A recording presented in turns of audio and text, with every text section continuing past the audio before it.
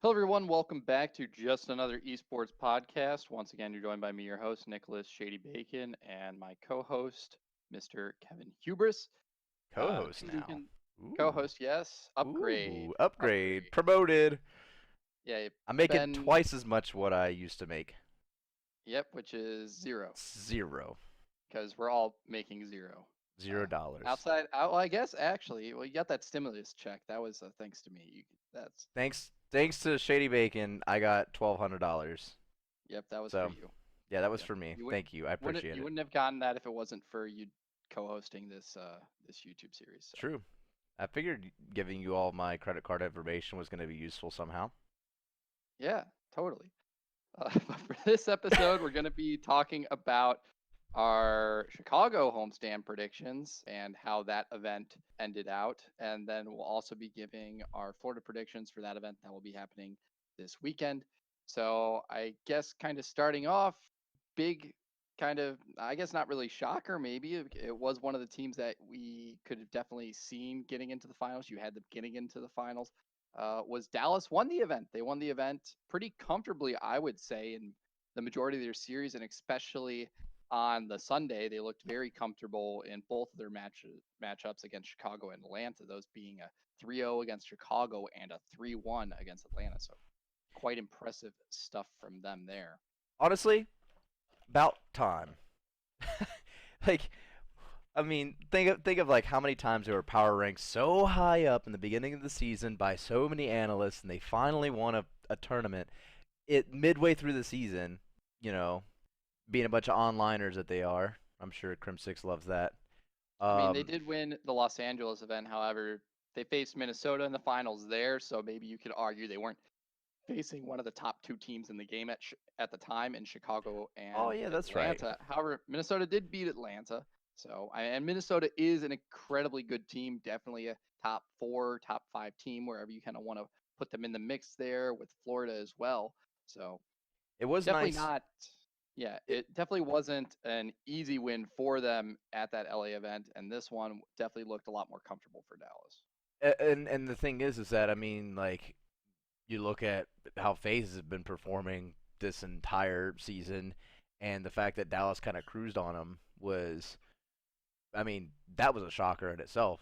I mean, if it had gone to a game five, I would have been like, you know what, props to Dallas, but Dallas wanted to close it out early. So I'm pretty impressed with Dallas' performance this season, even though old Clayster had to complain today about somebody using the domination glitch.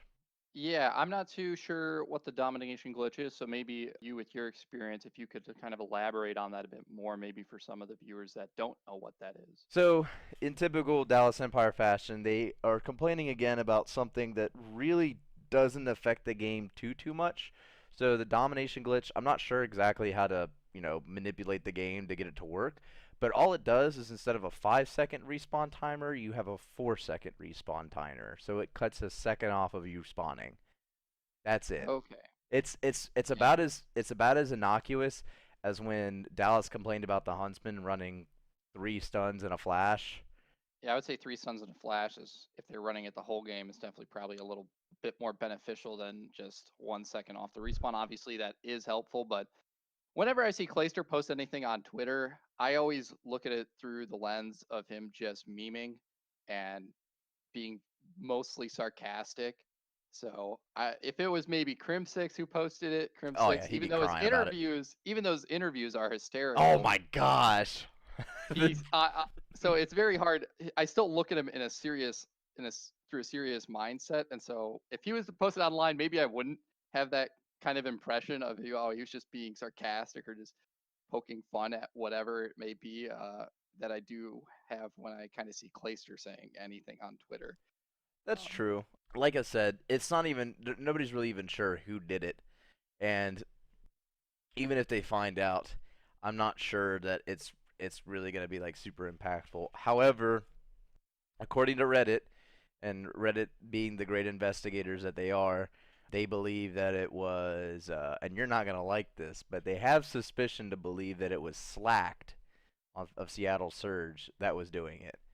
So I'm not. It's not confirmed. Nothing's confirmed at this point.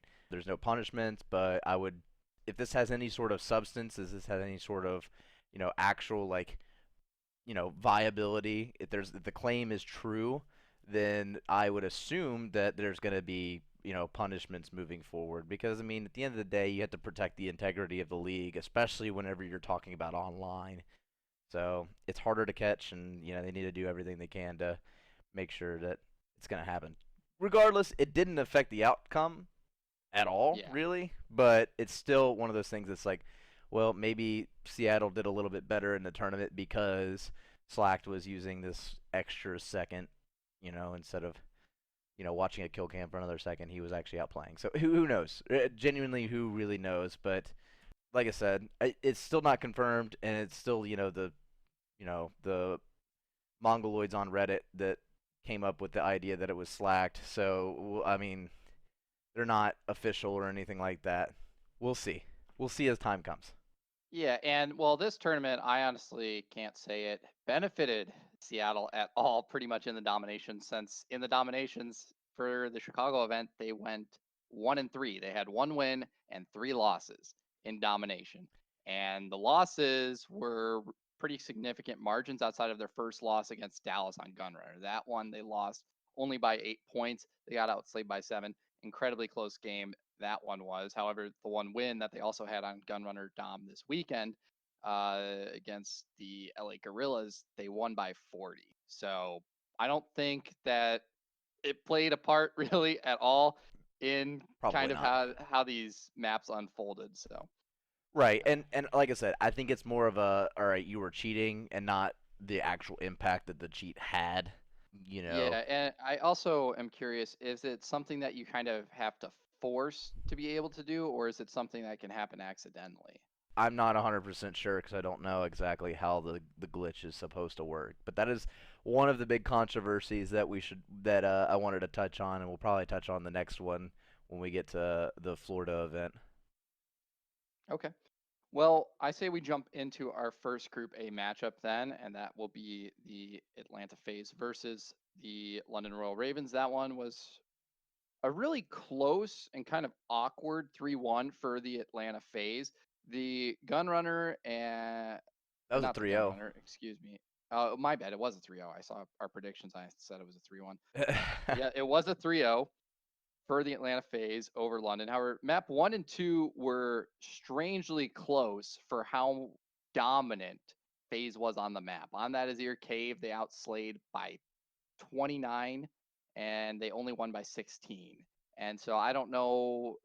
And this was kind of something that we saw throughout the weekend with this Atlanta FaZe roster was kind of them.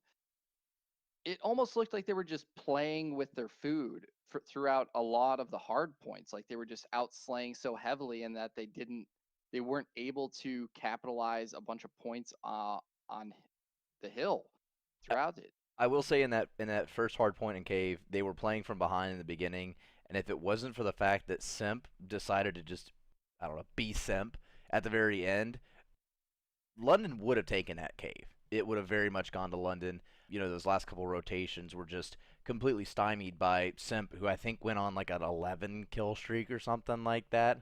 You don't do that normally in CDL, but then again, we are talking about Simp. He came out, had a dominant performance in the hard point. The search was kind of sloppy from FaZe, in my opinion, and the Dom. I mean, the Dom was. I don't want to say it was cut and dry, but it definitely wasn't anything to write home about. Yeah, it was a pretty standard Dom. I would say there wasn't anything really that stood out from that. It looked fairly well played from both sides, but yeah, I think one of the terms you can definitely use to kind of describe FaZe at this Chicago event was sloppy, especially for their gameplay, kind of just throughout the entire event. It I I, just I think you're right though. it didn't seem as clean or as precise as we have seen. I think they were trying to do a lot of like cheeky stuff. I mean, well, Arcloth Peak. We'll get into all the crazy crazy things that happened at Arcloth Peak and all the stuff that the pros have been hiding from us until now on Arcloth Peak. But the biggest thing is that Atlanta, and you see this all throughout, CDL playlists, scrims. It resonates throughout the entire community now. FaZe didn't push a bomb a single time. They did not push a bomb a single time on Arcloth Peak.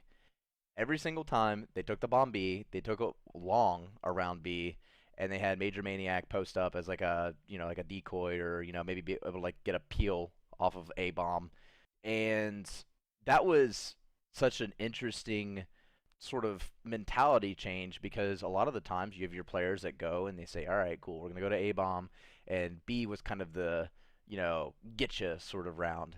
It was a surprise or a shocker round, because B seems like it's a lot more easy to defend. It's inside of a house. The spawns are very favorable for the defenders to get onto B as quickly as possible. You have a really good power position for your AR on top of the house. So it was really interesting to see FaZe push that preferentially and push it in a way that isn't the normal, status quo. And now, anytime that you play CDL playlist or you play, scrims or something like that, you've got to worry about people trying to emulate what FaZe does. And I say this time and time again, if you're listening to this and you're trying to figure out how to play Pro COD, don't do what FaZe does, because you aren't FaZe. Like, and I'm not trying to like, be a big like super fan for FaZe or anything, but you have to really consider, like, you have 5 superstars on that roster, and you have the reigning MVP, probably going to be the MVP this year in Simp, who's able to do things that you like. It seems almost impossible to replicate. So don't try to replicate what they do, because it's not your typical way to play the game, and I'm tired of seeing it, but FaZe did it again with a sneaky little Arklov play throughout the entire series. Yeah, they went B every single round. They did make some rotations over to A, and at first I was like, oh, they're just hitting B every round, and then they hit it like 4 times in a row, I think. And then on the 5th time, I believe it was London, they just didn't send anyone B. They're like, they gotta hit A. They've been doing like 50-50 on B. Like, they haven't succeeded 50% of the time. They failed like 50% of the time. So this time around, we're thinking they're going A. And so it's a very interesting play, because I honestly think both of the bomb sites are actually relatively difficult to kind of take. You can, in my opinion, you can kind of just have one person kind of hold that down with a sniper from the window. Maybe you need 2 over there. And then B, you can have, there's a bunch of corners to check. So Yeah. it's hard to take kind of both of these bomb sites, because you have at A, you have very long lines of sight where you can kind of see people approaching from a good distance, and you usually kind of have that sniper battle from one building to the other, and then maybe an AR watching the trench. But then if you're taking B, you got so many corners to check. So it's a very complicated process, and it's pretty interesting in my eyes on how like these teams kind of play around that. And maybe you just want to push 5 into B and take that. And that one I feels much easier to kind of hold down, and it's if you take control of that area, and it's feel as though it's kind of more difficult to reclaim Well, that that area. You don't traditionally have that was the play. Was you would rush into B, you'd put a 5-man into B, run down mid lane as fast as you possibly can, throw your smoke, and usually teams will just send one guy to defend B up top.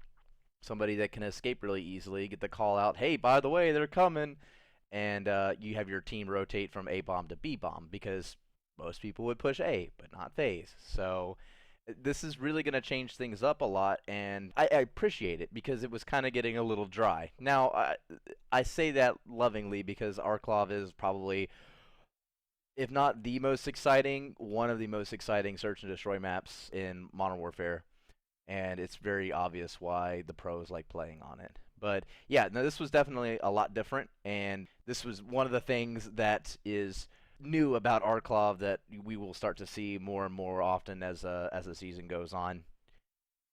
Yeah, I definitely agree with the fact that Arclov's probably one of the best S&D maps. I think that has something to do with the size of it. Most of the maps are incredibly small, at least in my opinion, and most of it I think of the biggest maps, it's definitely kind of probably Arklov and Azir K that you have in the playlist. However, Arklov has a bunch of areas of the map that I would consider quote unquote useless Yeah, there's definitely areas. a lot of dead spots. And but that I feel works somewhat to the benefit in S&D, where it doesn't in kind of the hard. If you had Arklov like hard point or Arklov Dom, it wouldn't be as Oh beneficial. yeah, no, the map doesn't work as a hard point or domination map. It's too big, and it would be far, far, far too boring to Yeah. to make that happen. Honestly, I think probably one of the worst S&D maps is Piccadilly, simply because you have a metal detector that gives away your position every time you move anywhere. So that's in and of itself, I think, just Don't like pick search, huh? absurd. Don't like pick search. I love it No, actually. you ha- It's probably my favorite and it's probably my best map. But yeah, you're right. You have to play it totally different than all the other search maps, and for the pros. It's one of those points of controversy as well. But Arklov seems to be like everybody practices Arklov. Everybody likes to play on Arklov. If you ban Arklov, then it's like, what are you doing, dude? You know, like if you're this is a banning Arclov, you're probably a team that's not good at Arclov. well, yeah, you're not wrong. Like I get that, but everybody should be pretty good at Arklov at this point since it is a Ah, it's a pretty popular map. No, I get it. Like some teams are not as good, but everybody seems to. I mean, when we get to the next series that we're gonna talk about, we'll talk about teams that are greatly improving and why Arklov is gonna be one of those movers and shakers as time goes on. yeah, well, let's do that. I feel like we've talked about this London Atlanta matchup enough. Even though it was a 3-0, we probably talked about that for a good 10 minutes or so. So let's move on to the Chicago New York matchup. This was one that we both got wrong. We both said Chicago was going to win it, but New York showed up. I said it was going to be a 3-1. I said we haven't seen New York in a long time. They probably have improved. And boy, have they, at least in this event. It will be interesting to see if they can keep that momentum going into the Florida event. But for this one, they were definitely on point. Unfortunately, they didn't make it out of groups, but they did take this first win over Chicago in 3-2 fashion. Which is And I this is huge for New York. You peel off a win against Chicago, even though it's during the group phases and everything like that. Maybe Chicago was not taking things as seriously as they should. God forbid a team with Scump on it doesn't take things as seriously as they probably should in the very beginning. That's never happened before. But yeah, New York really showed up to play, and they've definitely impressed me. And I can't say that they're the worst team in CDL right now at this point. definitely not the worst team. And Chicago looked a lot better in hardpoint this event. They went 4-3, so that was, I guess, maybe not an improvement, but they had been on kind of a lower trend of winning their hard points. Their hard points are somewhat seeming a bit more 50-50 now.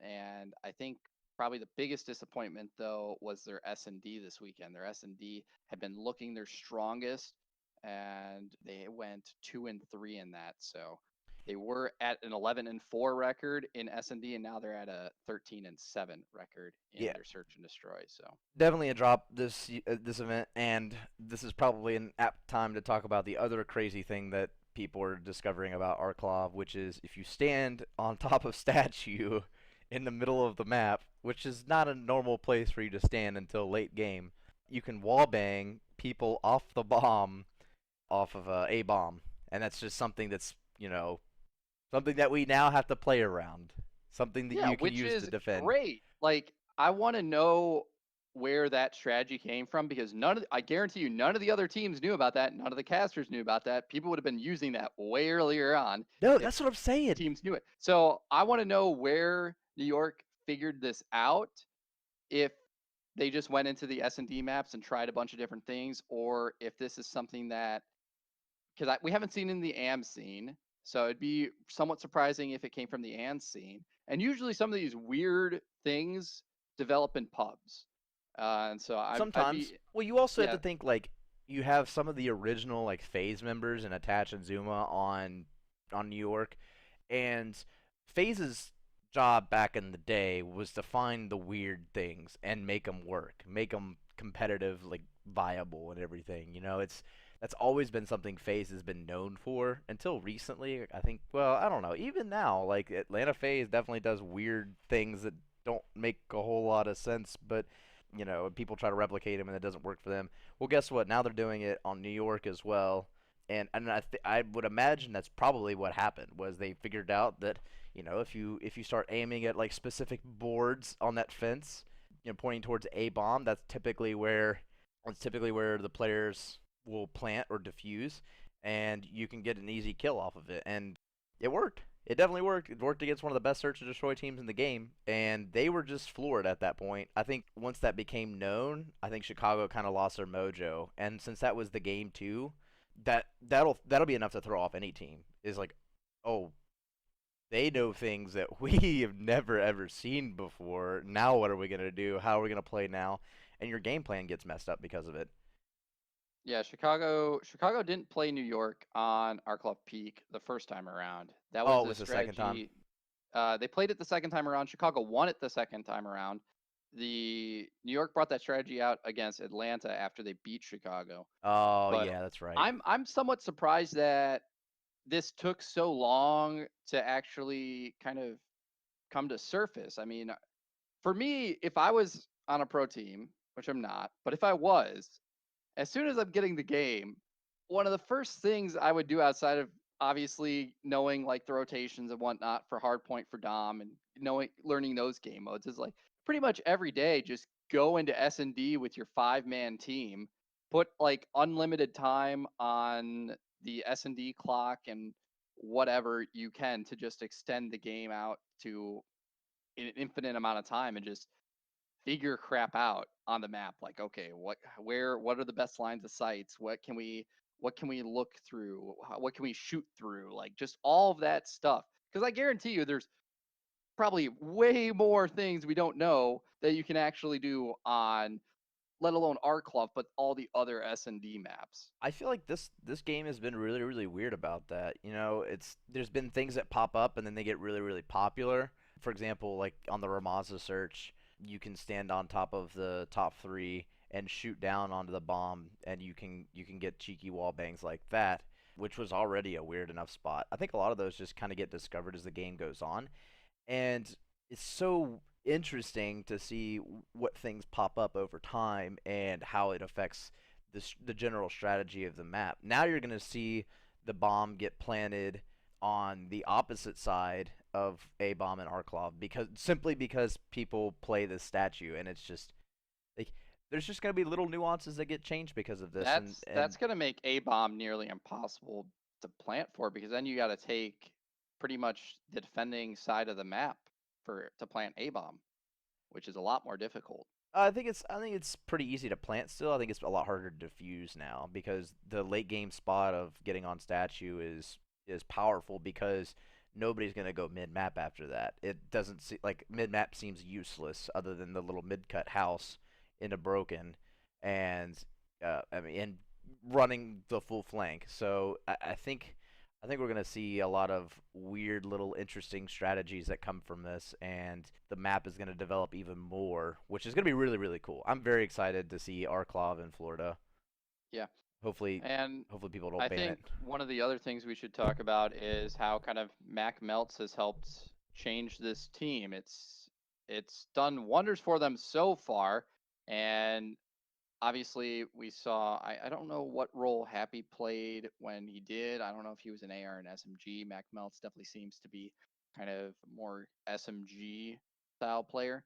And that seemed to kind of be what this team needed. Obviously, they had accuracy and they had zero. Both of those incredibly dominant AR players. However, how this game is playing, it seems as though you need a player that is an incredibly you need a sub, you need a flex, excuse me, that is an incredibly good SMG player as well as a good AR player. And so that's why you can see like Minnesota with Guide RX, he's incredibly good at both guns. However, Zero, when he was running SMG back in Black Ops 4, he definitely didn't look as good as when he was running the AR. He seemed incredibly dominant with the AR. And so, I think the other thing too is that Mac brought a lot as far as kind of like a fresh look to the team. It gave them a little bit of hope to say, hey, we are changing things. We are trying to make things better.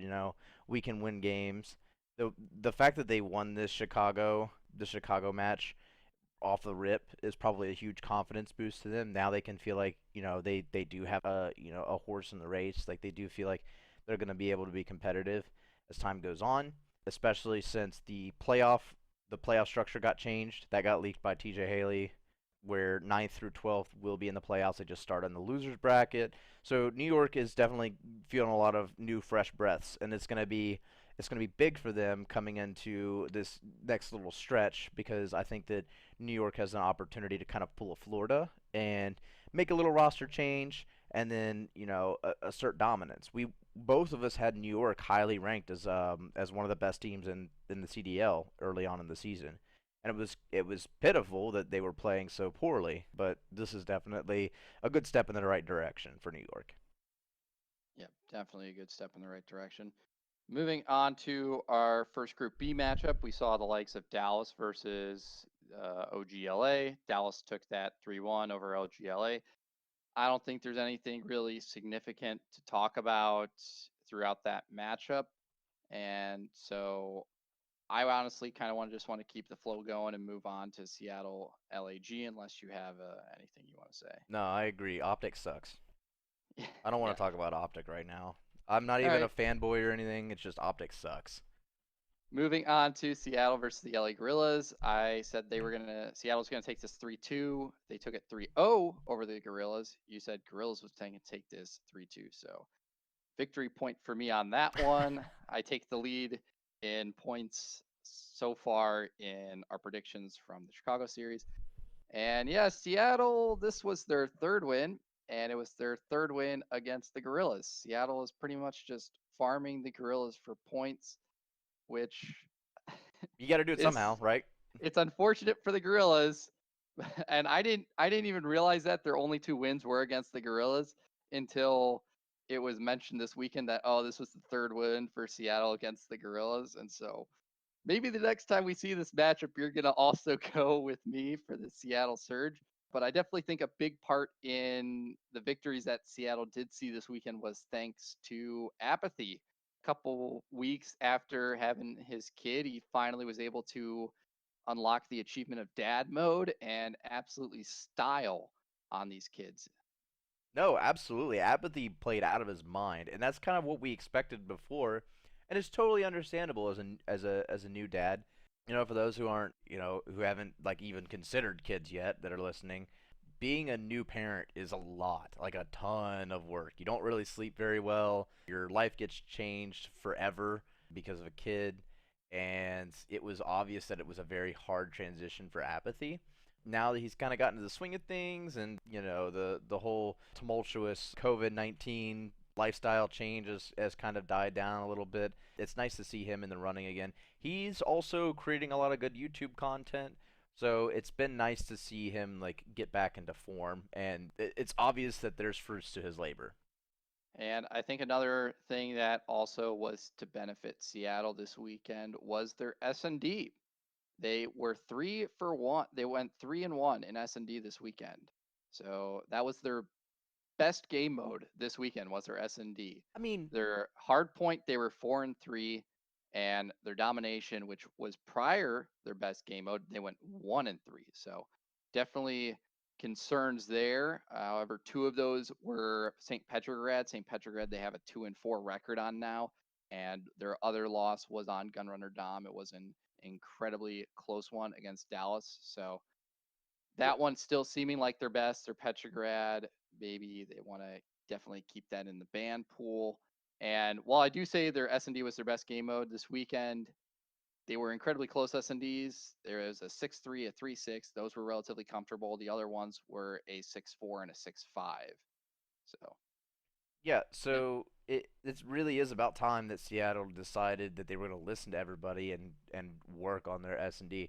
And you said it early on in the season that it's just going to take time for them to get to know how to play it and everything, and down the road they're going to be a force to be reckoned with. So maybe this is the turning point for Seattle. It seems like a good time mid-season to start getting your stuff together about Search and Destroy being probably the most important game mode in Call of Duty. So it's good to see them in form, and I think this loss that the LA Gorillas had isn't too much of a mark against them. Yeah, they should probably be winning games against Seattle, but they made it to the Group B, or yeah, sorry, the Group B losers, and so at least they won their next one, and it wasn't a complete loss. So I don't know. I'm not sure Yeah. where LA Gorillas stand yet, but they're not the worst team in CDL. I can comfortably say that as well. Yeah, and we'll get to that matchup in a second. But before that one, we had our Group A winners, which was Atlanta versus New York. Both of us were expecting Atlanta versus Chicago. We said it would be a 3-2 to Atlanta. It was a 3-2 to Atlanta, but their opponent was New York. New York bringing out the Arklov S&D strat. Some of the biggest destructions of Atlanta phase in the hard points. This was the series that Atlanta just seemed to crumble entirely in their hard points. It was definitely the worst look we have seen from the Atlanta phase in a respawn Oh, game for mode. sure. And it came down to two things. In the hard point, it came down to New York was rotating better than Atlanta. They were New rotating better York, than Atlanta, and they were yes, New York was rotating better than Atlanta on the yep. Petro for sure. Like they were able to have map control almost 100% of the time during New the York Petro. was fighting hills 4v5 because pretty much 40 seconds into the hill, not 40 seconds into the hill, 10 seconds into the hill, they already had a guy ready up at the next hill. Right, and it made such an impact because like Atlanta just didn't know what to do, and they were able to do things that was just, I mean, it just blew my mind how crazy good New York is at hardpoint by just playing the game a tiny bit differently in that facet. And then the other Yep. one, I mean, of course, we were talking about the Arklov search. You know, they brought out a secret weapon, which is the fence wall bang on A bomb, which honestly was more impressive than Envoy's Grand Slam grenade to finish the series on A bomb. But I mean, this is also a lot more. It's a lot more easy to replicate as well. So we will definitely see a brand new Arklov going into Florida for sure, and thanks to New York. Yeah, and unfortunate New York actually lost at our club. They lost it 6-4. So bit unlucky there. FaZe remain undefeated on Arklov Peak. They are 6-0 on Arklov Peak S&D. They do only have 3 losses currently in S&D. They're 13-3. That's their record. They have 2 losses on Piccadilly and 1 on St. Petrograd. That St. Petrograd was a 6-5 loss to the Seattle Surge. Honestly, they probably should have had another one throughout the weekend, but we'll get to that when we talk about our finals. And it will be very interesting to see how hard points evolve if we are going to see just teams fighting 4v4 for hard points, and then there's going to be one play 1v1 fighting for that next rotation pretty much throughout the entire game. They're just always going to be rotating 40 seconds early because this game, one of the biggest differences in hardpoint from the prior ones is it's incredibly difficult to break hardpoints. It's so difficult, especially on some of the on P4, I believe it is P4 and P5 on St. Petrograd. Those are some of the most difficult hills to break in the game, Oh, for and sure. so and there's a bunch like that I think in the game. You look at maps such as Gunrunner. You look at maps such as Hackney. Hackney's Pretty P2 and much, P4 are insane. pretty much all these maps have hills that are just so incredibly difficult to break, and so you might just see players rotating 40 seconds early because even if they go kind of 70-30, say for hill time on one of the hills, they're going to be getting like 80-90% of the other one that they're able to defend, or maybe not like point wise, but that's, I guess that's a bit extreme. 70-30, that's a pretty good hold. But Right. a lot of that time's going to be contested time. And so even if they're just contesting time and the other team's only able to get like 20 seconds, it's going to take the other team at least 20 seconds to break the other hill that they already have the guy rotated into. So definitely going to be interesting to see how hard points evolve past this weekend now that we saw how kind of New York was playing them and was able to just decimate the Atlanta phase using that strategy. Moving on to our Group B winners, round one. There's only round one for winners, but we saw Dallas versus Seattle. Once again, Dallas beats Seattle. Very unfortunate. Seattle can only beat the LA Gorillas, apparently. Be interesting to see Seattle face kind of any other team since they faced Dallas a couple of times. I don't remember. I believe they faced them. Was this their third time that they matched them? No, this was only their second time. But yeah, Seattle hasn't. They've been playing some tough teams, and I need to count up the number of matches they've played. I'm going to do that really quick.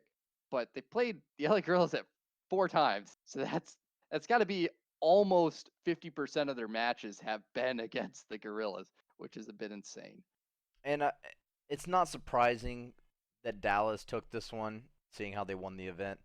And I do think that Seattle still has a ways to go for improvement before they can take on juggernauts like Dallas and Chicago and Atlanta. But I don't think it's out of the realm of possibility now that Seattle can push for one of the top spots, assuming that they can continue to work on their search and they can start making these changes that we're going to see pretty rapidly, especially in the Florida event for hardpoint with how New York was rotating. I think that's probably going to really affect and shake up a lot of things, especially the hardpoint. And right now, I am getting somewhat concerned about Seattle because as you do improve, you do kind of hit a leveling off point where you're not improving as much. That's just kind of how skill progression goes. Someone that's completely new to playing basketball is going to improve a lot better than someone that's been playing basketball for 15 years. There's a lot more growth that can happen. True. And so we'll probably see some rapid, hopefully some rapid evolution in their S&D game and maybe some slight evolution in their hardpoint game. However, their Dom game, which has looked their best outside of this past weekend, we probably won't be seeing as much. And so they've played 14 series so far, and they've played the Gorillas in 4 of those. They've played Dallas 3 times, actually, and they've played Minnesota 3 times as well. So that's 6 matches right there, and then they played another match against the Atlanta FaZe. So 7 matches have been against some incredibly difficult competition, and then you have 4 against the Gorillas. So be interesting to see how Seattle is able to shape up against maybe some of the more middle of the pack teams and some of the teams that are at their level or slightly below them. But moving on to our Group A losers round 1, it was London versus Chicago. We both thought it was going to be London versus New York. That was not the case though. And this one went to Chicago 3-1 over London. I feel really bad for London because they're looking like a really good team. We've said they're a good team. We've both put them, I believe, around 6 in our power rankings so far. And this is just a bad group. Like I would have loved to see them against New York. And hopefully we will see them against New York sometime this weekend potentially. But yeah, London's just been facing Dallas, Chicago, and Atlanta. And they had by far the toughest group at this event. So Oh didn't yeah. really get to see a good enough I wouldn't say a good enough look. They looked good against Atlanta and they looked good against Chicago. And so I don't I'm gonna be I don't think interested to London's see out of them. this. Yeah, no, London's not out of this, but I guess there's not really too much to talk about since they did get eliminated relatively quick. But it's not like London's a bad team, and so Well, I it's think just I think the a bit only like unfortunate. important thing out of this match is we saw that Chicago kind of, you know, got a little bit more serious and straightened up, and that was part of their ability to, you know, kind of take a loss to the chin and be like, all right, let's get refocused. And this could have very easily been a throw for Chicago because they knew that they were going to play London. They probably felt a little bit more confident at that. Instead of taking a win against New York, they probably could have said, well, we can win against London. We'll have a harder time winning against Atlanta. So this could have definitely very easily been a strat thing, but we'll see. I'm not 100% sure. GG's to Chicago though. They look like Chicago this weekend. Yeah, I think this weekend the biggest thing I could say about Chicago is that they looked inconsistent. In the search They for didn't sure. in the search. I think kind of throughout the weekend. I mean, they had an incredibly close series against New York. We said New York looked good, but the second time they faced them, which will be coming up, they didn't seem to struggle as much against them. And I think there's one talking point I want to talk about when we get there. But one thing that was slightly interesting in this matchup, and I guess throughout this weekend for Chicago, was their hard points. It was kind of their St. Petrograd, especially. And I guess this might go back to kind of that one of those points where I can't remember who brought it up, but it might have been, I think it was Clayster and Parasite had a small discussion about it on Twitter, was teams that outslay in hardpoint but still lose, because we saw that in 2 of the wins for Chicago this weekend. In London on St. Petrograd, they got outslayed by 15 kills, excuse me, and they won by 7 points.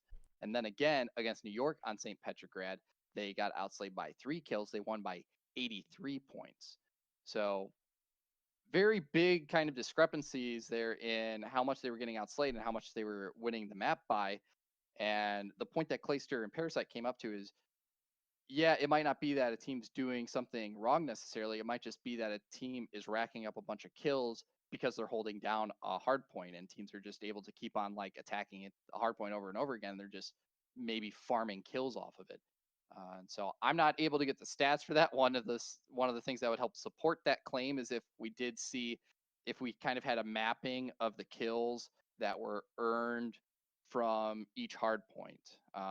You might have to divvy that up between kind of where they are positioned on the map, obviously, because there'll be some rotational kills that go down and whatnot.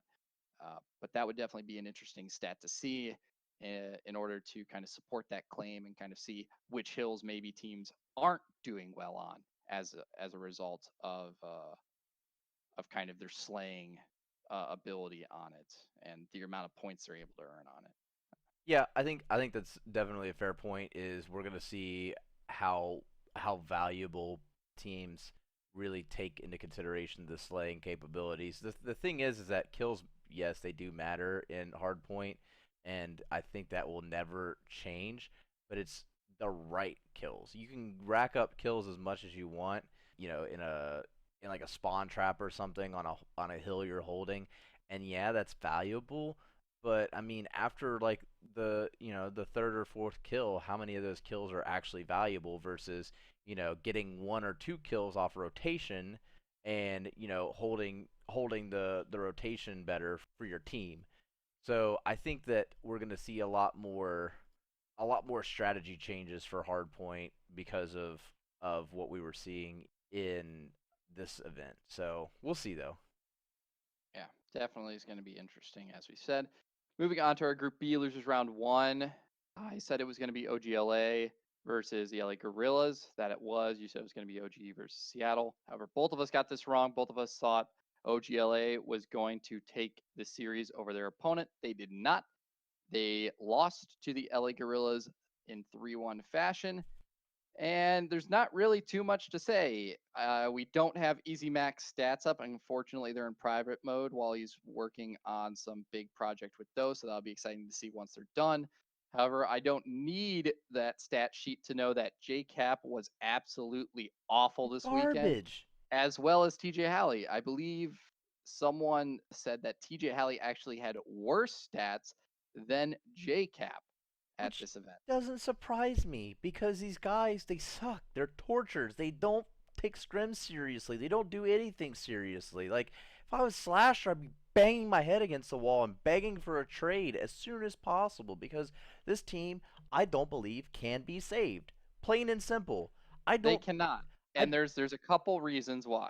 First off, I want to TJ's tweet of, man, when this stuff happens, I don't even want to play the game. Wait, TJ's actually playing the game? right? That's what surprised me when I saw that tweet. I'm like, wait, TJ actually plays this game? Are you sure about that? I don't think he actually plays this game at all.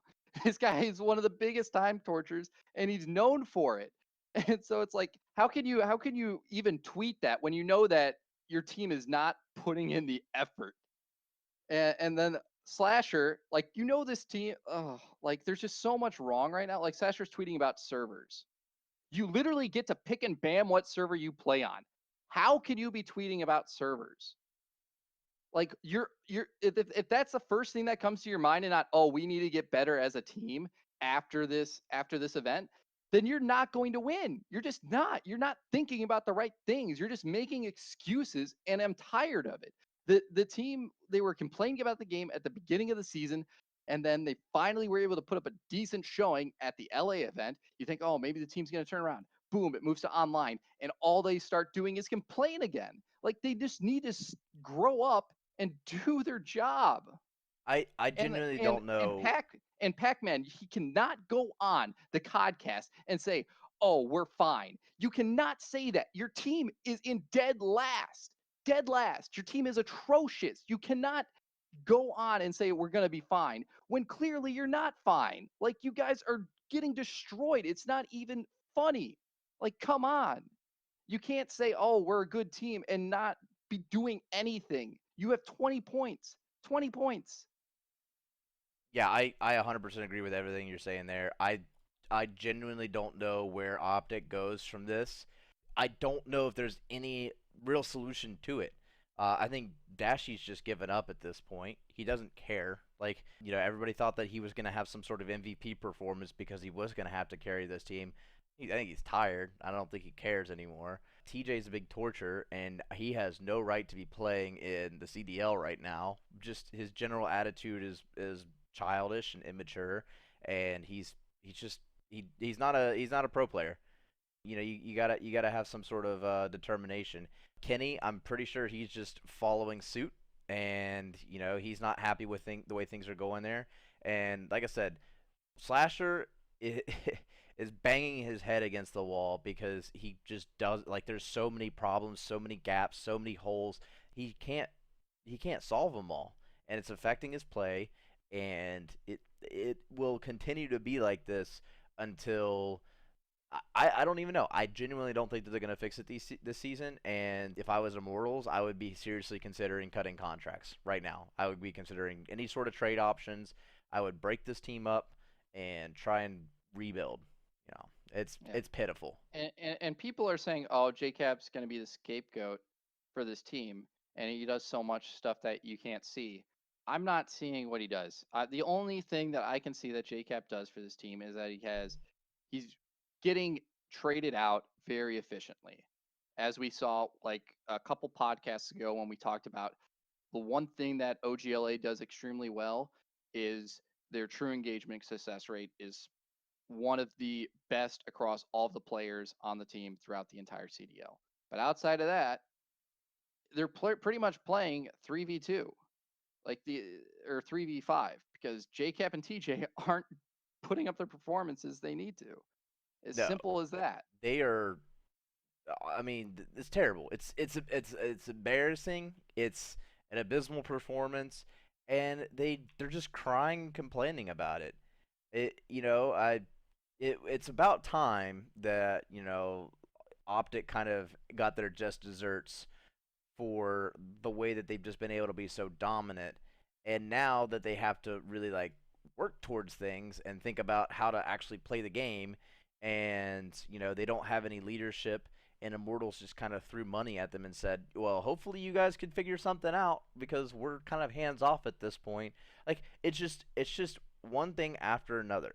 And you say like Chicago, like everybody's of the opinion that Chicago is going to implode at any time. The reason why Chicago has been able to be so consistent is because they have good management. Like, Hex is probably one of, if not the best managers in Call of Duty, and he's consistently been like that. The Optic Dynasty was proof alone that Hex is able to do the job like he's been able to, and you just have nothing like that now in Optic. Optic is just a shell of what they used to be. They don't stand for anything. They don't have any sort of.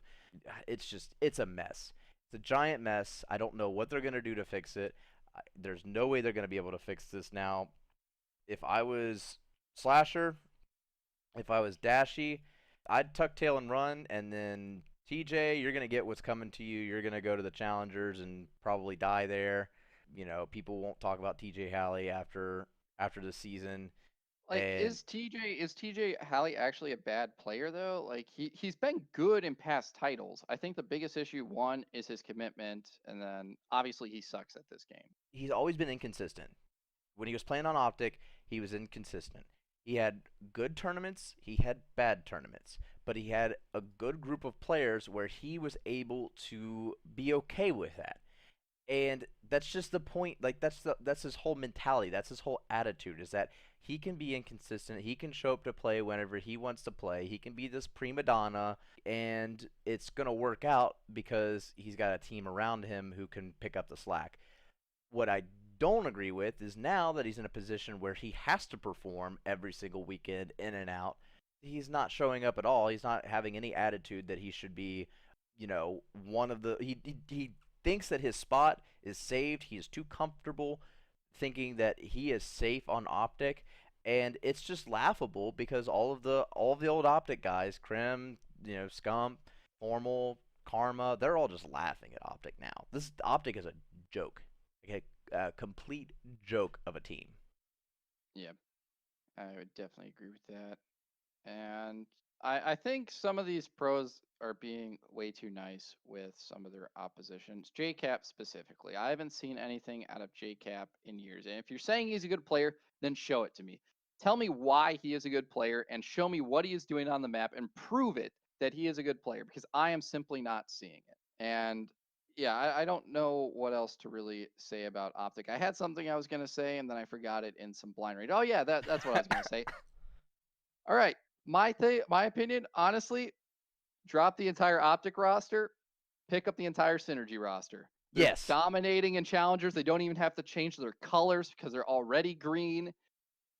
Solution solved. I literally solved all of your problems right there. You can thank me later. You can give me a nice paycheck in the mail. Synergy I'll would be send it. fine. Singularity would be fine. Oh, my bad. Yeah, Singularity. I meant Singularity. I Singularity would be an actually like a performing COD team Singular. at this point. Singularity, not Synergy. I'm Yeah, so sorry, Bids and the boys. I can't believe I said this. Singularity would be such Singularity. a good team right now. They would be frying in the COD League. Honestly, that's you're right. That's the only way to save Optic right now. Drop the whole roster, have Slasher on as some sort of sub slash coach to make sure that these boys know what they're in for whenever they hit into the pros, and that's it. That's what you do. You try to make as much money back as you can as Immortals. Try to make some decent trades as far as that goes. Try to look for the future, or look into the future. But I mean, all these guys are hungry. They want to play. They want to be there, and it's very obvious that there are players on Optic that want no such thing. And Synergy, Singularity. Yeah, I gotta stop doing that. Singularity is already in NA. So yeah, No, they like they would be just perfect. They all right. literally don't have to do anything. Enough about Optic.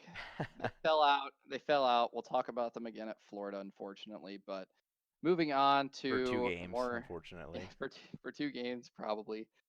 Moving on though, we had in our losers group A round 2, we had Chicago versus New York. This time Chicago beat New York 3-1. And since this is where we're going to see the end of this New York team at this event, I did want to talk about one little more thing, which was their S&D play style, which seemed very kind of interesting. It was very interesting to me.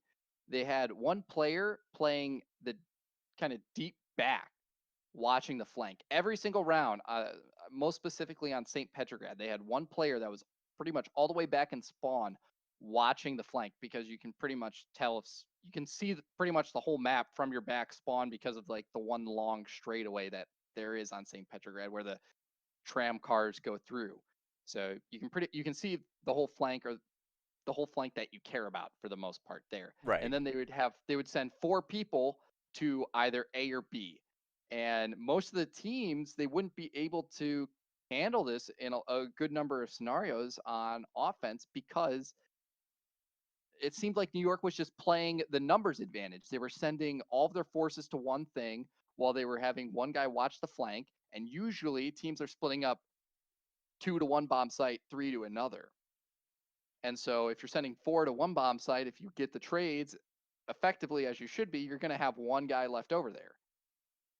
And then you have one guy watching the flank, which maybe if those 2 guys start to rotate over after they see 4 people rush there, he's going to potentially be able to pick up one of those guys as they're making that rotation. Right. And that they did trade that out, then the bomb's planted. A decent amount of time has probably been wasted because they had to do that rotation and deal with that one player that was watching the flank. And so there's a 1v1 scenario for a player in a tight pinch with maybe, I don't know, 15 seconds or so on the bomb. And so the opponent can play around that timer. So I feel like that's kind of what New York was doing, and I'm going to be very interested to see how teams are able to counter that or how teams are going to play against New York because we hadn't seen New York in a very, very, very long time. We hadn't seen them for a month and a half or so, I want to say. And so they came out with a bunch of new strategies, a new player. They've been in the scrim room, getting all their scrim blocks in, practicing really hard, and they pretty much came out of a hyperbolic time chamber and no one knew what power level they were at. Right. And so it'll be very interesting to kind of see if that was a one-off surprise factor, as we kind of have been seeing from like how Paris was really good at the beginning of the season because they had came out of their European hyperbolic time chamber and no one knew how to play them. And now they've somewhat fallen off. Are we going to see that for New York as well? And that's something I wanted to bring up as we kind of see New York fall out of this at Group A losers round 2.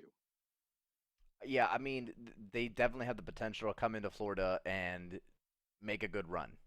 It's not out of the question at this point.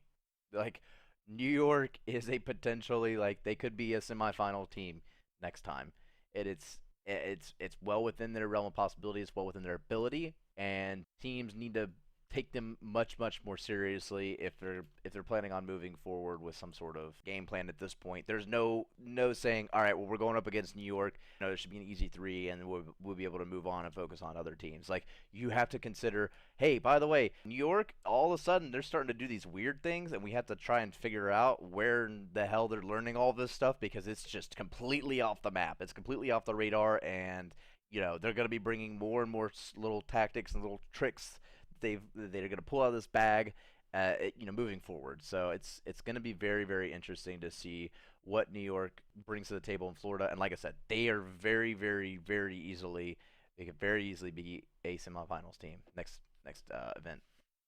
Moving on to our Group B losers round 2. Once again, it was Seattle versus the LA Gorillas. That's going to be the 4th time that they played each other, and once again, it will go to Seattle. I thought it was going to be Seattle versus OGLA. You thought it was going to be the Gorillas versus OGLA. Either way, we thought OGLA was going to lose there and the opposition was going to win. However, I was the only one that I didn't have the 2 teams correct, but I did say Seattle was going to make it to the semis. So that was right. I have the Atlanta-Seattle semifinals matchup correct. I got it correct that Seattle was going to lose this. However, they did take a map off of them, and no one would have thought it would have been it, but it was the S&D. They took the S&D off Atlanta 6-5, incredibly close.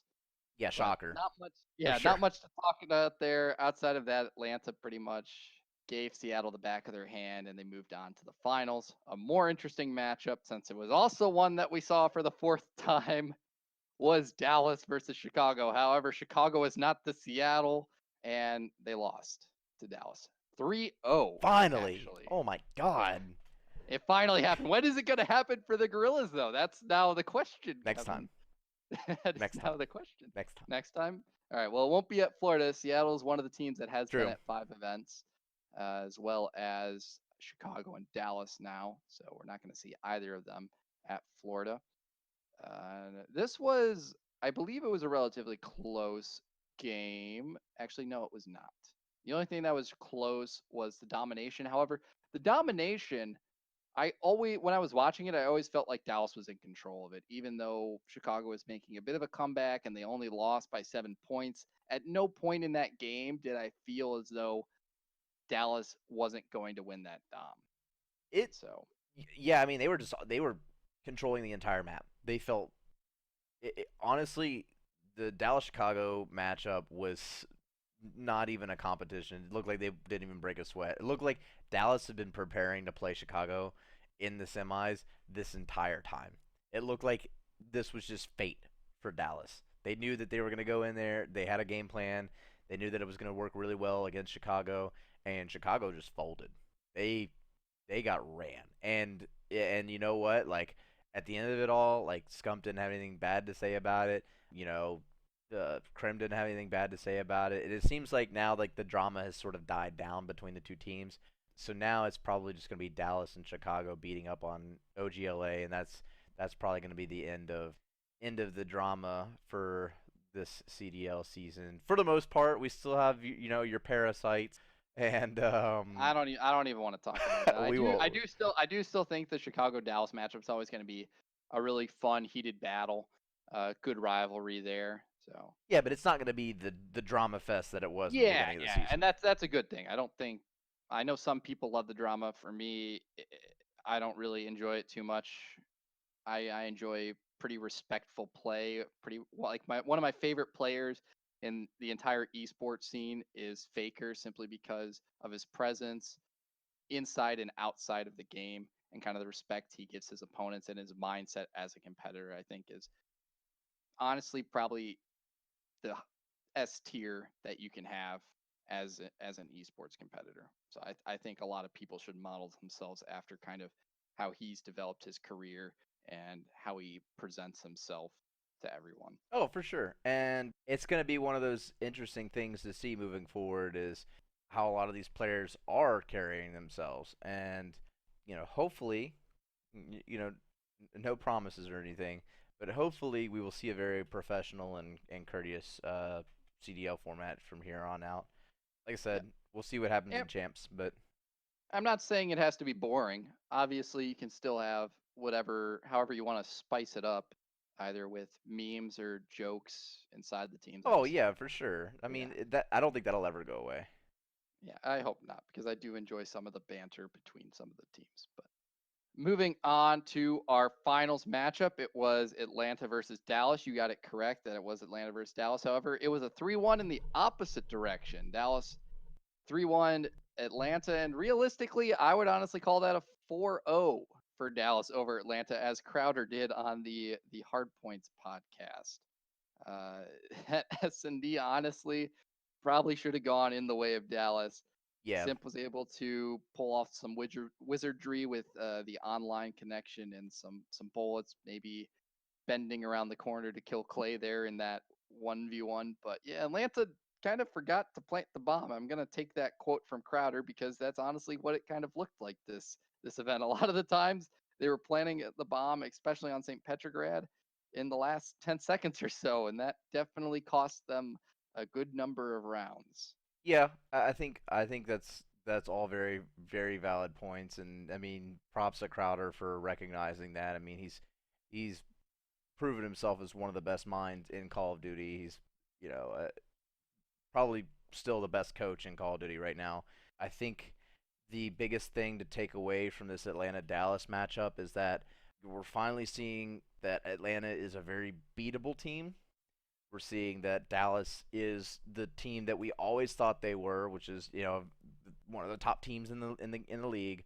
They have the roster depth for it, and moving forward, I think we're going to see a lot of things from Atlanta that are either more traditional. They're going to try and scale back some of the crazy plays that Atlanta's known for, or they're just going to go all in. And either way, we're going to see Atlanta play the game a lot differently moving forward. Yeah, I definitely think this past weekend Atlanta kind of threw away the playbook. It wasn't really following any sort of game plan. I don't think that's going to be the case, as it hasn't been kind of throughout the year that we have seen from Atlanta. I don't think you can really say, looking at all of their past matches, forgetting this past weekend, that it didn't look like they were kind of playing at least with some semblance of a game plan. And so it'll be very interesting to kind of see how Atlanta evolves after kind of getting their face punched in during this Chicago home event and how they kind of reel back at the Florida event, which they will be attending. Yeah, it really is gonna be interesting because it will be Atlanta's event to have if they try and improve in the areas that I feel like they they should take a little bit more seriously now. I think that they can't be so full of themselves and think that, oh, we got this in the bag, because I think that was part of their downfall with this series. But honestly, they didn't they lost in the finals. Yeah, This is not a death sentence for Atlanta by any means. Like I'm not yeah, I'm let's still be realistic about what happened here. They still lost in the finals by one of the best teams in the CDL. So it's not. yeah. I would honestly, at this current point, I would say Dallas is the best team in the game. And I think the reasoning why is because, well, they just won the event. They beat Atlanta. They beat Chicago. It's kind of hard not to say that currently where the teams are at, that Dallas isn't the best team in the game. Obviously, that can change quite quickly. I would still put Dallas and Atlanta in the same tier, but I would currently I would say yes, Dallas is the best team in the game. Yeah, and you would be 100% right in saying that. I think I can also comfortably say that Dallas is the best team in the game. It's not that it's close. I think that I truly think that Dallas has to still prove itself in order to maintain that level of dominance. I Yeah, It's not like they're and, resting on their and laurels or anything. This is definitely yeah, one of those that it could change. It might even change next week. If Atlanta wins finals in Florida, then it's back to a toss up. So I think that there's a lot that this tournament was good for. But yeah, definitely GG's to Dallas, the whole event. yeah, and I don't want to say like, oh, why? People question like, oh, why does Dallas have to keep proving themselves? They've proven themselves twice now. Why do they have to keep proving themselves? And I think that's something that should be occurring. Teams do need to keep proving themselves that they are the best team in the game, and that's something that should happen every single tournament. If you don't win a tournament, then you're not the best team in the game currently. That's what was proven at that event that you played at. If you didn't win it, you aren't the best team in the game. Right. So every single time you're playing at a tournament, that is your goal. It's to prove that you are the best team in the game or that you still are the best team in the game.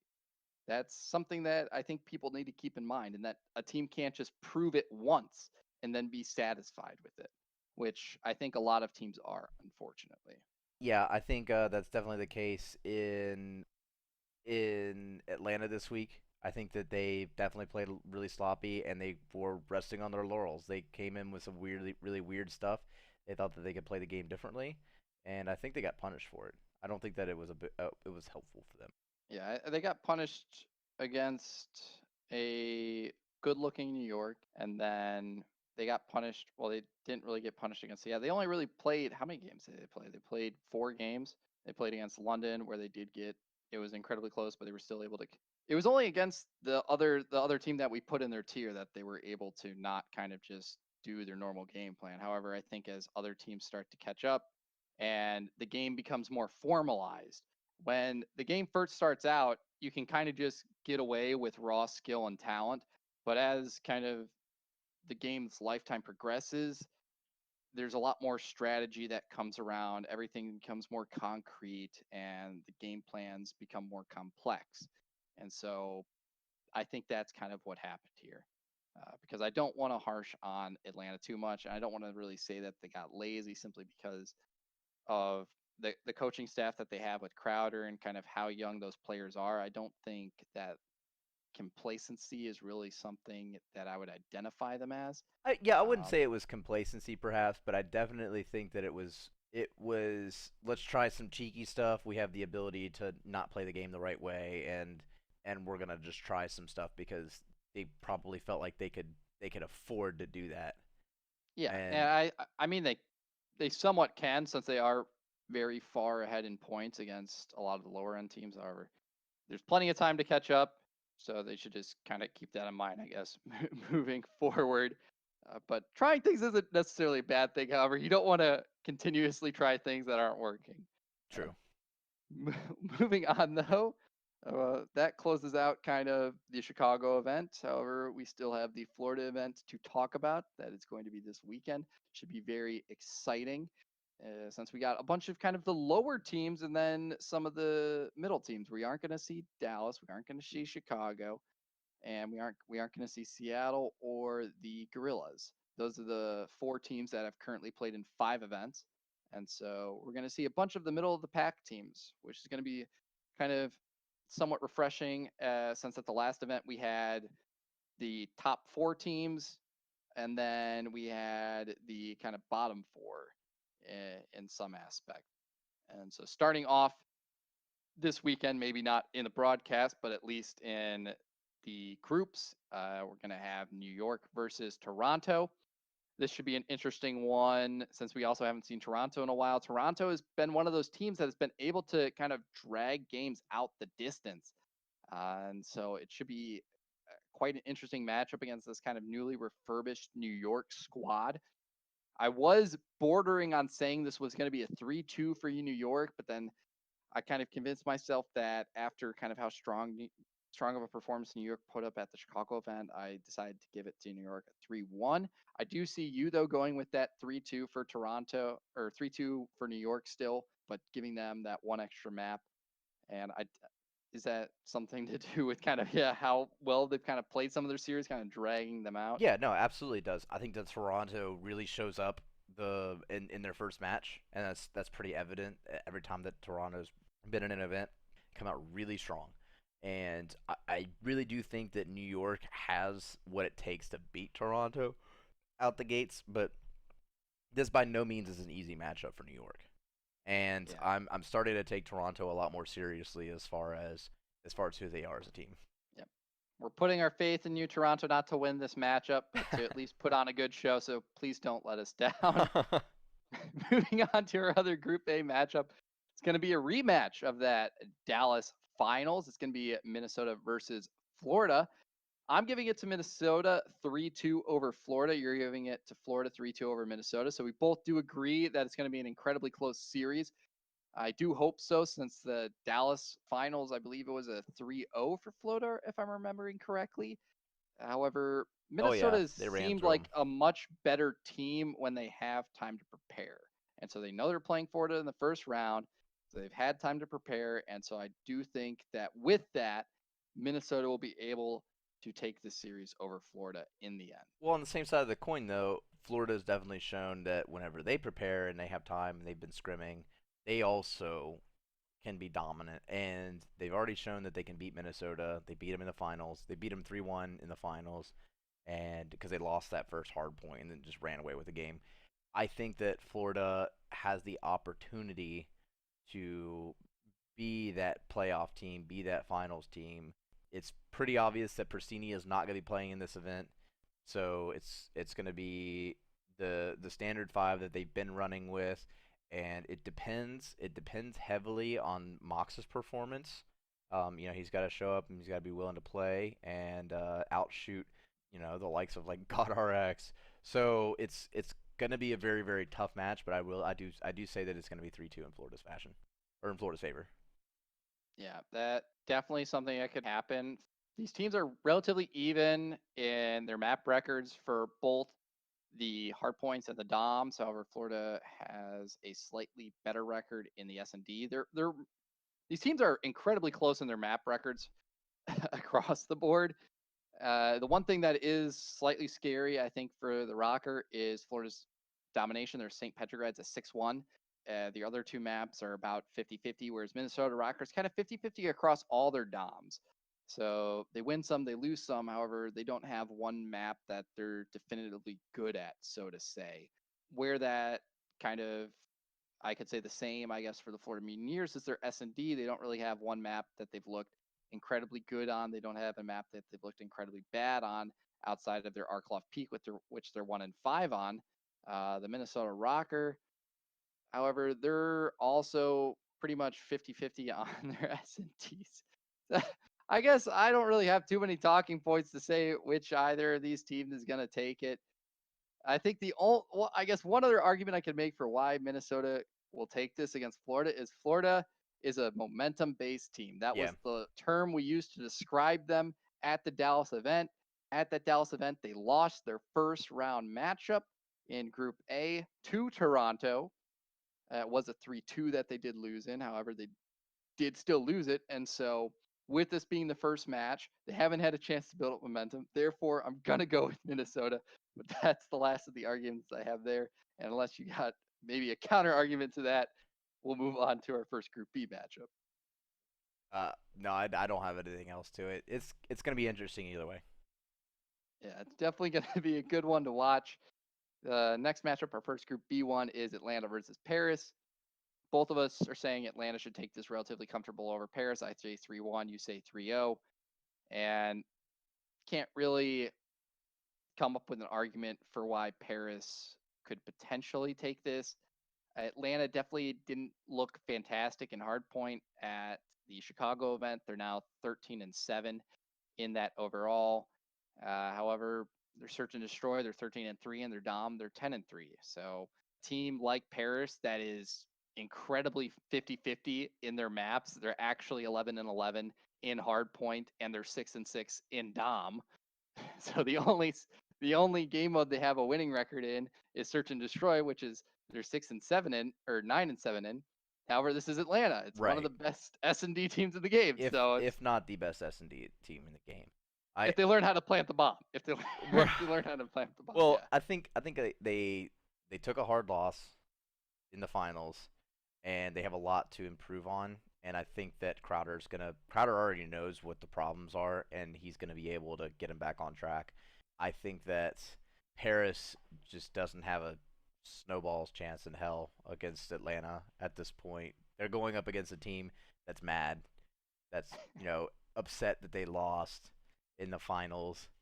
And Paris, they could do all the preparation they want in the world. You cannot prepare for a guy like Simp. You can't. There's just, I mean, he's a machine. He's a Call of Duty machine. Yeah, but it's Friday Paris, Friday Paris. I know, this should speak volumes with how I feel about both of Paris's first matchups moving into this weekend. All right, then. We'll move on to our second Group B match, which is going to be the London Royal Ravens versus OGLA. Both of those have London Royal Ravens taking this 3-1 over OGLA. London Royal Ravens looked good in both of their Chicago and Atlanta series, even though they did lose them in 3-1 fashion. However, though, the point differentials in those were not much at all. Some you could count on just one hand. And so OGLA have looked like crap. I think they continue to look like crap, especially since they only have 2 weeks to really change anything. London had looked good at the prior event. Fortunately, they faced two of the top teams in the game. And so, yeah, I definitely see London taking this series. Moving on to our Group A winners round one.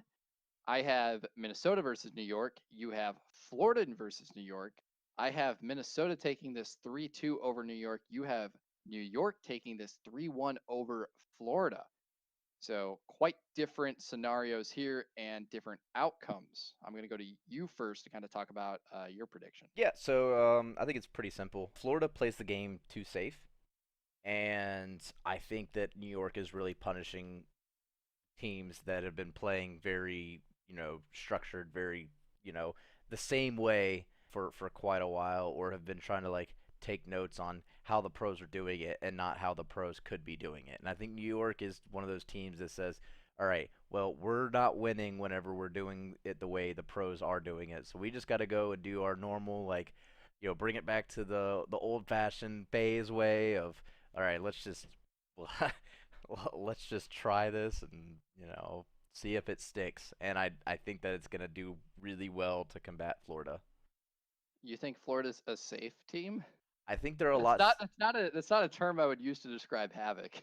So I think that Havoc and Mox have definitely gone towards the, hey, let's play very traditionally. Let's play a lot more structurally sound, so that way it doesn't really disrupt Pharaoh or Sky's game, because they rely so much on players communicating well and rotating properly and doing all this other stuff, that I do think that they've decided to like kind of tone it down a bit as far as making sure that things are going the right way. So I could, like I said, I could be very wrong on this, but this is gonna be my like gut check of the week, and I'm gonna run with it from there. I could be very wrong about this, but something tells me that New York is gonna beat Florida.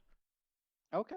Yeah, I mean, the event that Florida won, everyone on the team had a positive KD outside of one person who was at a .99, which is pretty much even, pretty much Right. positive. So it's going to be very hard to see that replicated. True. For New York on their side, what potentially could be hard to replicate is the performance that we saw out of Zuma and Attach. They were absolutely monstrous in their weekend and in their wins at that Chicago event. Mac, the guy that was added to the team, he put up relatively even numbers. And so I think that kind of goes back to the point where we're talking about maybe they just needed to have this player inserted into the team to make kind of the play style or the chemistry of that team actually kind of work. It was the cog that they were missing. Zero wasn't the right sized cog. Mac was. And so now the New York machine might be starting to actually turn and gain some speed. Yeah, definitely think that New York is playing a lot better than what they were, and it's very evident from the Chicago event. I think it's interesting that you have Minnesota beating New York in the winners group, and while I do say that Minnesota is a good team, I think they're also a very traditional team that will get stunned by how well New York plays, especially in the hard point. Minnesota used to be the team that got the rotations. Asim was the route runner. He was the guy to make it to that point. So it's going to be very, very interesting to see who rotates earlier. I mean, you might even see guys skipping whole hard points to get to the next rotation. We'll see. Yep. If Minnesota was doing it first, it means they've been doing it longer. So I'm going to go with Minnesota over New York 3-2 in that Group A winners round one. Moving on to our Group B winners round one, it's going to be Atlanta versus New York for both of us. Both of us have Atlanta taking this over the London Royal Ravens. You have a 3-0, I have a 3-2. I think, yeah, we should definitely see a different Atlanta than we saw at the Chicago event. London kind of, honestly, they kind of choked that series against Atlanta at the Chicago event. Yeah, they did. And so we should see a different Atlanta. This prediction, I guess, is more so if we don't see a different Atlanta, I definitely would see London probably taking those maps, the map 1 and 2, off of Atlanta, as they probably should have at the Chicago event. But I think either way, this is going to be a competitive series. I would like to see it go 3-2, and that's why I maybe put that out there. But I still do think Atlanta is going to take it in the end, and so don't really think there's too much to talk about there. Moving on to Group A losers round one, I have Florida versus Toronto. You have Minnesota versus Toronto. Both of us have Toronto dropping out of the event at this stage. Somewhat unfortunate since we did say, yeah, Toronto, they put up good showings against all the teams. Unfortunately, they aren't able to win those good showings. So Yeah, it's. I mean, you gotta be able to finish. That's the thing. Is that like you can have great plays and you can have, good rounds, but you need to have a good game. You know, like, and I just feel like they're just falling short of that. And I think it really has to do with the fact that they have a lot of they have a lot of roster depth. They don't have enough like stars. They don't have enough, oomph to get them over the finish line. Where all these other teams, they've got superstars on them. So it's unfortunate that that's happening with Toronto, but I really thought that in the beginning of the season that they had a lot of people on the team. They didn't really have any like it was quantity and not quality. I think that's Toronto's problem. yeah. Moving on to our Group B losers round one, I have Paris versus OG. You also have Paris versus OG, and both of us have Paris taking this 3-1 over OG. Paris did lose to OGLA at the Minnesota event. However, that was incredibly long ago. OGLA has kind of looked as crap at that event as they have at recent events. Paris has not looked as good at recent events as they kind of did at Minnesota. Obviously, not in that match against OGLA, but there still was that match against London where they 3-0'd them. So Paris is still relatively large coin flip team. This map could be incredibly competitive and it might be incredibly close. However, I just can't, with the right mind, give this matchup to OGLA based on kind of just everything that we have seen from them and how bad they have looked. And so I'm going to go with Yeah, Paris 3-1. they're bad. Why are we even talking about this? They're I trash. don't You know I what? don't know. It's because so many people are like, "Man, you look at that lineup, they're really good." And it's just like, "Yeah, you'd think, but You they only got 20 points." you want to hear a bold prediction? This will be the last game that Optic Gaming plays on time. That's my bold prediction. I think they're gonna start torching CDL matches and start dropping rounds because they are just gonna give up. So that's my bold prediction. How's that for bold predictions?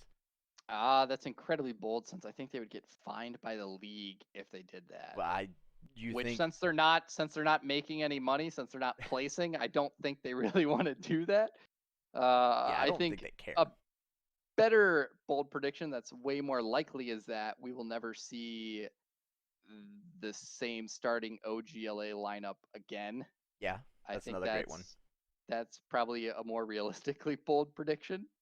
But since there's not really too much more to talk about that, Let's move on to our Group A losers round 2. So I have New York versus Florida. You have Florida versus Minnesota. You have Minnesota taking it over Florida. I have Florida taking it over New York. So you have Florida not making it to the semifinals. I have New York not making it to the semifinals. Honestly, this Group A is going to be quite competitive between New York, Florida, Minnesota. If we see the same New York that we did at the Chicago event, and we see the Florida and Minnesota that we have been seeing for the past 2 events that they've been at.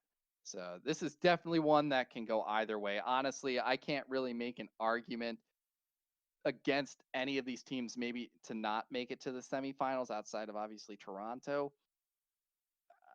And so I'm perfectly fine with kind of just leaving it at that.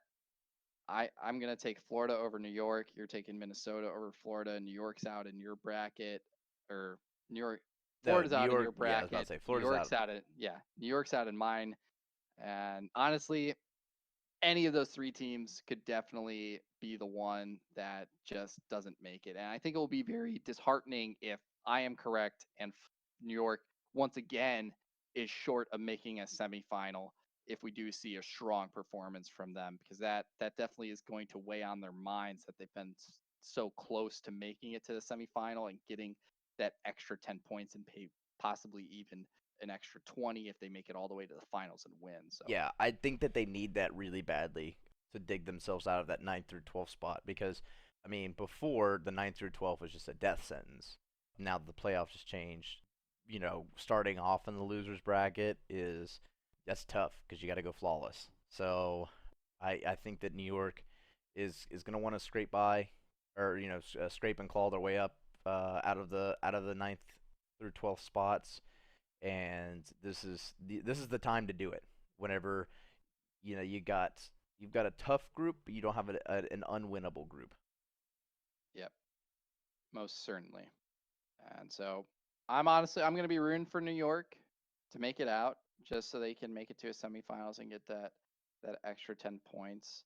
But I'm still in my predictions, at least I'm going to give it to Florida and Minnesota to make it out. Moving on to our Group B losers round 2, we both have London versus Paris. Even though the last time these teams faced off, Paris demolished London in 3-0 fashion. That was at the beginning when Paris was looking quite strong. However, now they're seeming much more middle of the pack, and therefore I'm going to give it to London 3-1, as are you. Yeah, London's been playing the best teams in Call of Duty right now. Paris is not.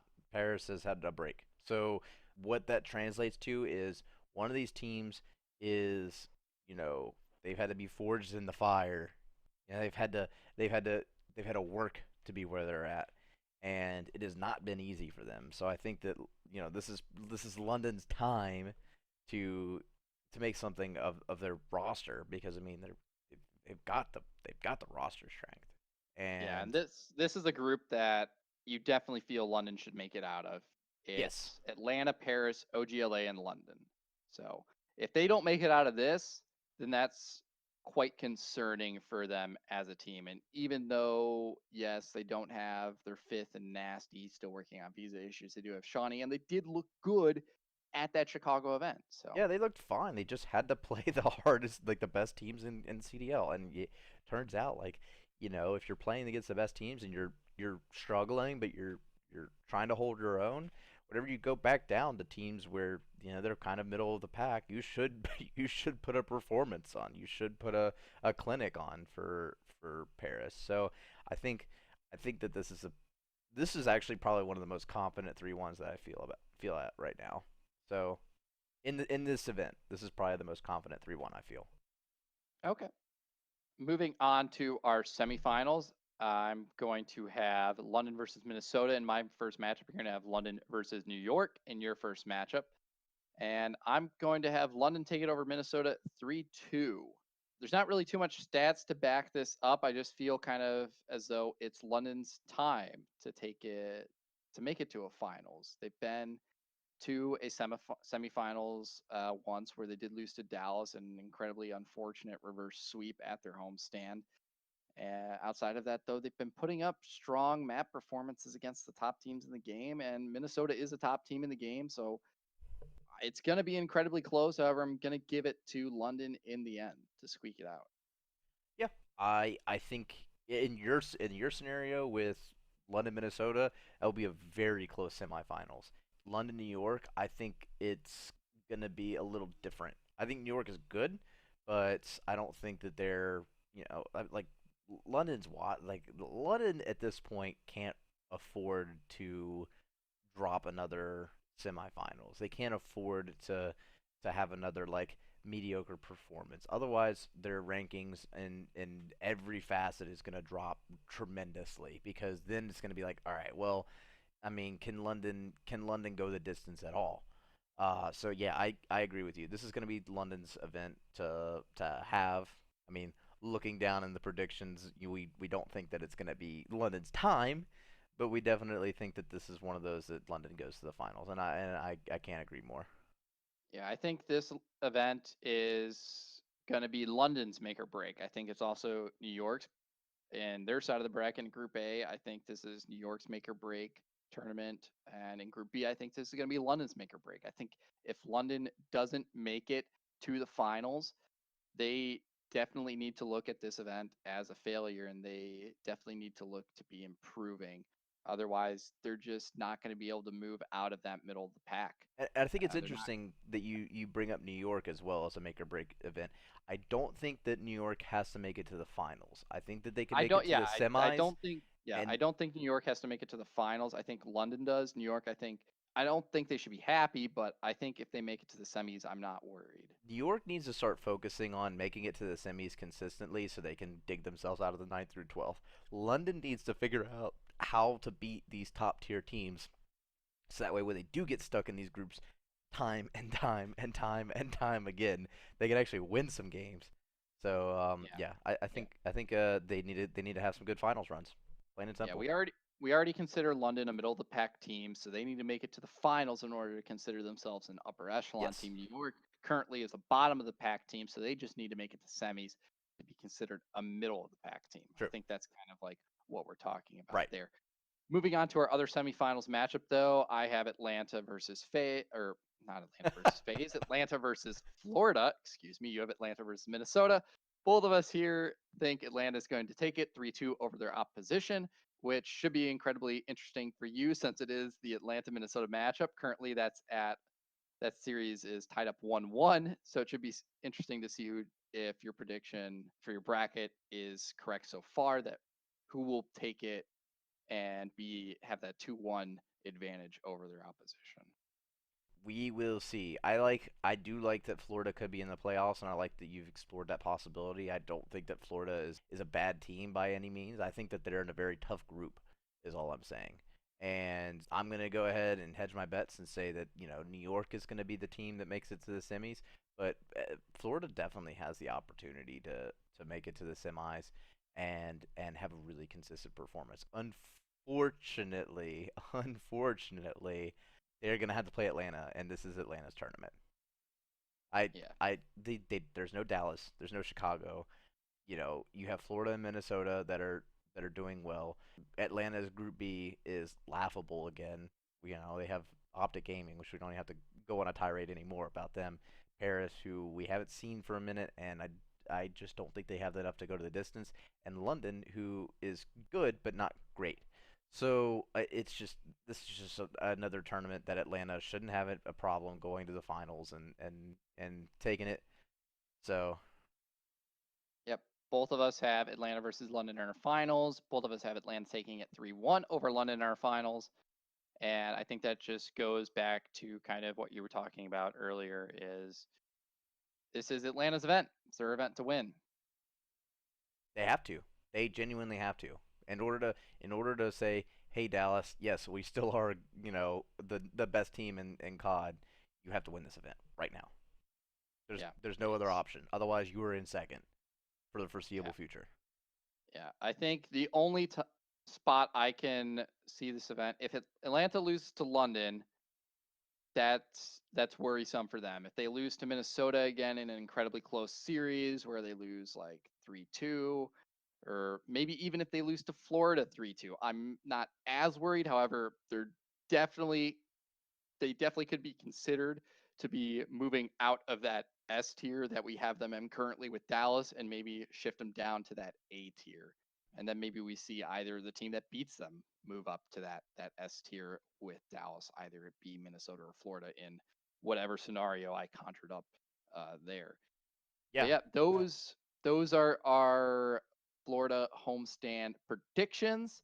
It should be once again an incredibly fun weekend. I hope you all watch the games and enjoy them. So stay happy, stay healthy, everyone, and enjoy your weekend. Later.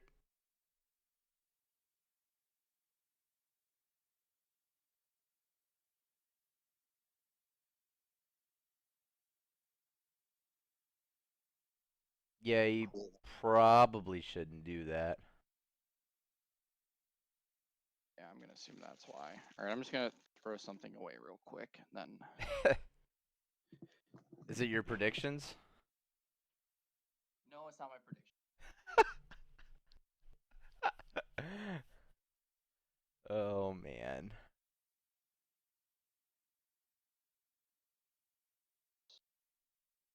Did you already look at my predictions or something? Is that why? Because I was on this week. I was on point pretty pretty much outside of I guess the New York Chicago one. Outside of that, I I got mean, I got all the teams right for the semifinals. yeah, but not finals though.